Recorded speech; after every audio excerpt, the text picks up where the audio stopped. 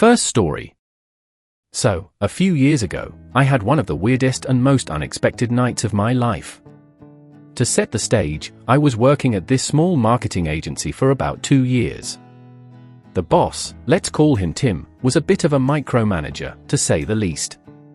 He would nitpick everything, whether it was the font I used in a presentation or the exact wording in an email. It got so bad that I started dreading going into work. Long story short, I eventually quit after we had a blowout argument about some trivial project that wasn't even my responsibility. Anyway, fast forward to about 6 months after I left. I'd found a new job, was in a much better place mentally, and hadn't given Tim much thought since. One Friday night, I was heading to this friend's birthday party in one of those fancy high-rise hotels downtown. You know, the kind of place where you need a special card to even get up to the higher floors. I step into the elevator, minding my business, when who steps in right after me? You guessed it, Tim. He was wearing a slick suit, clearly heading somewhere fancy, and there I was in jeans and a casual shirt. We exchanged that awkward "I know you, but don't want to talk to you" glance, and the doors shut. At first, it wasn't so bad. I stood there staring at the floor number display, counting the seconds until I could get out of that uncomfortable situation. But then, about halfway up, the elevator shuddered, made this awful grinding noise, and just stopped. We both stood there for a moment, stunned.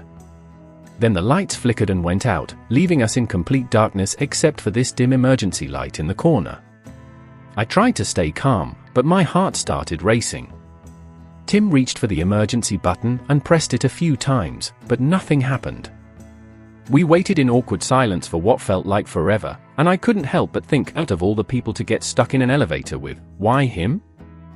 After about 10 minutes of pressing buttons, banging on the door, and trying to get some kind of response, it became clear we weren't getting out anytime soon. We had no choice but to wait for help. And there we were, me and my ex-boss, trapped in a metal box, no escape, no signal on our phones. For the first few minutes, we didn't talk. I leaned against one side of the elevator, he leaned against the other. But you can only sit in silence for so long before it starts to get unbearable. Tim was the first to break it. "So, how's life been since you left?" he asked, without looking at me. I wasn't in the mood to share my life story with him, but I figured we might as well talk if we were stuck there. I told him I was doing well, working at a new place, and that things were going much better for me. I kept it brief, but he didn't seem satisfied with the short answer. "Yeah, I heard you got a new job," he said, nodding. "I wasn't sure how to feel when you left. You were one of the better ones." I laughed, not really sure if I should take that as a compliment or a dig. But then, something in his tone changed. He seemed less like the hardest I remembered and more like human. "I've been thinking a lot about how I ran things back then," he continued. "I wasn't the best boss, was I?" Now, this caught me off guard. I didn't expect him to just come out and admit it like that. I didn't know what to say at first. Part of me wanted to agree, to lay out all the reasons why working for him had been so stressful, but another part of me felt like, what's the point? I wasn't working for him anymore, and I had moved on. Still, curiosity got the best of me. "I mean, you were tough," I said, trying to be diplomatic. "It wasn't easy working for you, if I'm being honest." Tim sighed and ran a hand through his hair. "I know. I've been getting that feedback a lot lately. After you and a few others left, it kind of hit me that maybe I wasn't doing things the right way. I guess I was too focused on results and not enough on the people. I've been trying to change that." Now, I'm not going to lie, hearing him say this was pretty satisfying. It's not every day your ex-boss admits they were wrong. But at the same time, I wasn't sure if I believed him. People say things when they're stuck in uncomfortable situations, right? We ended up talking for the next hour or so, about work, life, and the changes he was trying to make. It was weird, though. The more we talked, the more I realized that Tim wasn't this villain I had built up in my mind after I quit. He was just a guy. A guy who had made some mistakes, sure, but who was trying to figure things out, just like everyone else. Eventually, the elevator jerked back to life, and we were on our way up again. When the doors finally opened, we both stepped out, breathing sighs of relief. Tim looked at me and gave me a nod before walking off to wherever he was headed. And that was it. No dramatic ending, no big revelation, just two people who had shared a strange, uncomfortable experience together. Looking back, that night taught me something I didn't expect. People change. Sometimes they don't, but sometimes they do. And while I don't know if Tim actually became a better boss after that, at least he recognized that he needed to. It was enough for me to let go of any resentment I had been holding onto. Funny how life works sometimes. You think you've left something behind, but it finds a way to come back and teach you something anyway. Second story. It's funny how some of the dumbest decisions can lead to the biggest regrets. This is a story about how I almost lost my best friend because of one of those decisions, a stupid bet during a college party that got way out of hand. So, to set the scene, it was my sophomore year at university, and like most students, I spent way too much time at parties. My best friend, Jake, and I were pretty much inseparable. We'd known each other since high school and had decided to go to the same college. I always considered him more like a brother than just a friend, which makes what happened next even harder to talk about. It all started at this house party hosted by some guys from the rugby team. The place was packed, the music was blasting, and everyone was either drunk or well on their way. Jake and I had already downed a few beers and were hanging out in the kitchen when we overheard some people talking about this drinking contest going on in the living room. Now, Jake and I had always been a little competitive with each other, nothing serious, just friendly rivalry. So when someone mentioned there was a $100 prize for the winner, Jake looked at me with that smirk I knew all too well. "Think you could take me?" he asked, his voice already laced with challenge. I shrugged, trying to play it cool. "I could drink you under the table any day." And that's when things went downhill. We both agreed to enter the contest.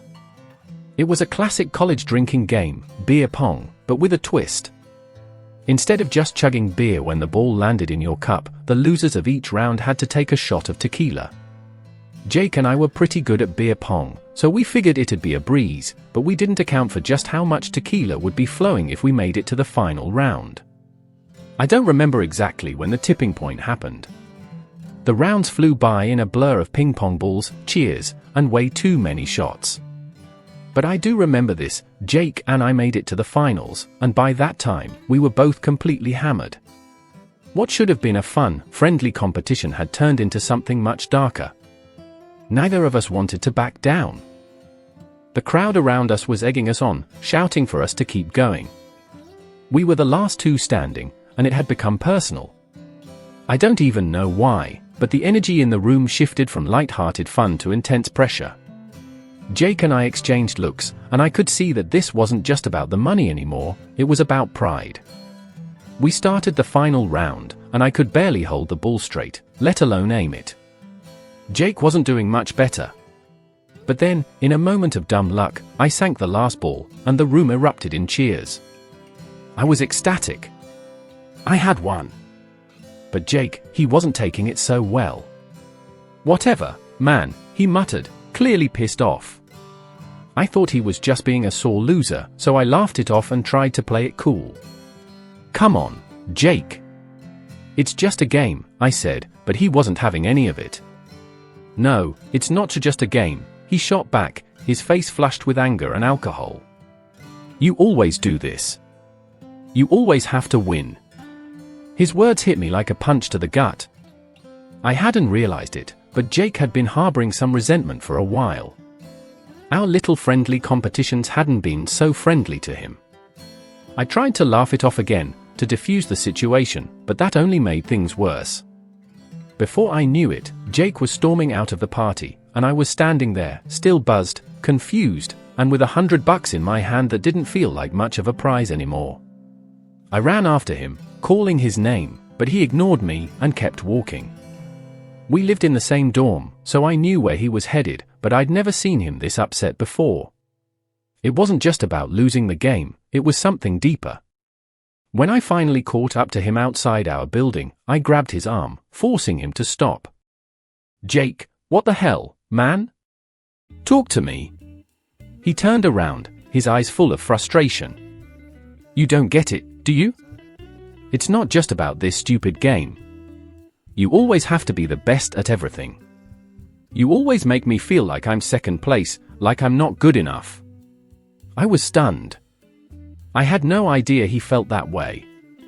In my mind, our competitions were just part of our friendship, something fun, something that kept us close. I never realized that it made him feel less than me. "Jake, I didn't mean to make you feel like that," I said, my voice finally softening. "I thought we were just messing around, you know? I never wanted you to feel like I was trying to be better than you."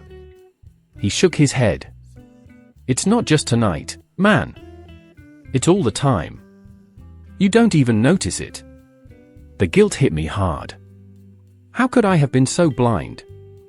I thought about all the times we'd competed over the smallest things, grades, video games, who could talk to more girls at parties, and realized that maybe I'd been too caught up in my own ego to see how it was affecting him. "I'm sorry, Jake," I said, and I meant it. I didn't know. I never wanted to make you feel like that. He didn't say anything for a while, just stood there, staring at the ground. Eventually, he sighed and looked up at me. "I just don't want our friendship to be about who's better at what, you know? I miss how it used to be." That hit me hard. He was right. Somewhere along the way, our friendship had turned into this constant competition, and I hadn't even noticed. "I miss that too," I said. "Let's fix it." We stood there for a few minutes in silence, letting the weight of the moment sink in. Finally, Jake nodded, and I could see the anger in his eyes start to fade. "All right," he said, "but you still owe me a rematch in Mario Kart. And this time, no tequila." I laughed, relieved that we were on the path to fixing things. From that night on, things were different between Jake and me. We still had our competitions, but they weren't as serious anymore. We started focusing more on what made our friendship great instead of who was better at what. It took a near fallout to make me realize how much I valued our friendship, and I'll never forget that lesson. Sometimes, it takes almost losing something to realize just how important it is. Third story. This is one of those stories that sounds too random to be real, but it completely changed the course of my life. It all started with a simple mistake, a text message sent to the wrong number. At the time, I was stuck in a dead-end job at a call center. I wasn't passionate about the work, but it paid the bills, and I wasn't sure what else I wanted to do with my life. Every day felt like a copy-paste of the one before: wake up, go to work, deal with angry customers, come home, and repeat. I didn't have any big dreams or plans. I was just existing, getting by. One Friday, after an especially exhausting week, I decided to order some takeout and relax at home. While waiting for my food to arrive, I sent a quick text to my friend, Alex, complaining about work like we always did. My message read, "Man, if I have to listen to one more customer scream at me about their internet not working, I might lose it. I need to get out of this place. Seriously." I put my phone down, expecting some sympathetic response from Alex, but when I checked my phone a few minutes later, I saw that I hadn't texted Alex at all. I had accidentally sent the message to some random number, a number I didn't even recognize. My heart sank. I immediately typed out an apology, "Sorry, wrong number." But before I could hit send, the stranger responded, "Sounds like you could use a change. What do you do?" I stared at the message, confused. It wasn't the response I expected, but something about it made me curious. So, I replied, "I work in a call center." Nothing exciting. To my surprise, the stranger texted back almost immediately, "Well, I happen to know a company that's looking for people. It's not a call center, though. You interested in something different?" Now, I know what you're thinking. This sounds sketchy, right? Some random person offering job advice out of nowhere? But for some reason, I didn't get that vibe. Maybe it was the fact that I had been feeling so stuck, or maybe it was because the universe has a weird way of working sometimes, but I decided to see where the conversation would go. I asked, "What kind of company?" The stranger explained that they worked for a small tech startup that was expanding and needed people with customer service experience, but in a different capacity, something more hands-on and less soul-crushing than the call center gig I was stuck in. The job wasn't guaranteed, of course, but they said they could put in a good word for me if I was interested. At this point, I was intrigued, but also skeptical. I mean, I didn't even know this person. But something about the randomness of it all made me feel like I had nothing to lose by following up. I asked for more details, and they gave me an email address where I could send my resume. We ended the conversation with them saying, "You never know, this could be the change you're looking for." I spent the rest of the evening thinking about it. Was this legit? Could it actually lead to something better? Or was I just chasing a wild goose? In the end, I figured the worst that could happen was nothing. So, I polished up my resume and sent it over. A few days later, I got an email back from the startup, asking if I could come in for an interview. I was shocked.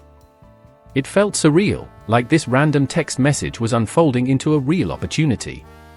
I hadn't even told Alex about the whole situation yet because I didn't want to jinx it. When I arrived at the interview, I was nervous, but the vibe of the place was completely different from the soul-sucking corporate environment I was used to. It was a small office, full of young, energetic people working on what looked like cool, creative projects. The founder, a guy about my age, interviewed me. He was down-to-earth and passionate about what they were building. I could tell right away that this was a place where I could actually enjoy working. The interview went well, and by the end of the week, I got a job offer. I couldn't believe it. One wrong text, and now I was on the verge of starting a new chapter in my life. I took the job, of course. I quit the call center the following Monday, and let me tell you, walking out of that place for the last time felt like I was shedding a giant weight. I finally felt like I was moving forward, like I had some control over my life again. The work at the startup was challenging, but in a good way. I was no longer sitting in a cubicle, taking angry phone calls all day. Instead, I was working with a team, solving real problems, and learning new skills. It wasn't long before I realized how much I had been missing out on by staying in that dead-end job for so long. But here's where the story takes another unexpected turn. About a month into the new job, I got curious about the stranger who had sent me that first message. I had never met them, and their number wasn't saved in my contacts. So, one day, I decided to text back and say thank you. I wrote, "Hey, it's me, the guy who sent you that accidental text a while back. I just wanted to say thanks. I got the job, and it's been life-changing." I waited for a response, but nothing came. Days passed, then weeks, and still no reply. I started to wonder if the whole thing had been some weird, serendipitous fluke. Maybe the person had changed their number, or maybe they didn't care about following up. Either way, I was grateful. And then, months later, completely out of the blue, I got a text. "Hey, glad it worked out for you."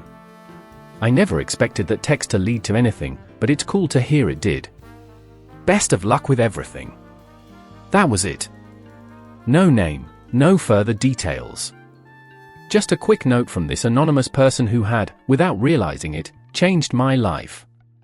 I still don't know who they are, and I don't think I ever will. But I guess that's the crazy thing about life, you never know what small moment or random chance will end up having a huge impact. All I know is that if I hadn't sent that text to the wrong number, I'd probably still be miserable at that call center, hating every minute of my day. Now, I'm in a much better place, both personally and professionally. I'm still with the startup, and we've grown a lot since I joined. I've learned so much, met incredible people, and for the first time in a long time, I feel like I'm on the right path. So, I guess the moral of the story is, don't be afraid to follow up on something random. You never know where it might lead. Sometimes, all it takes is a single mistake to put you on the right track.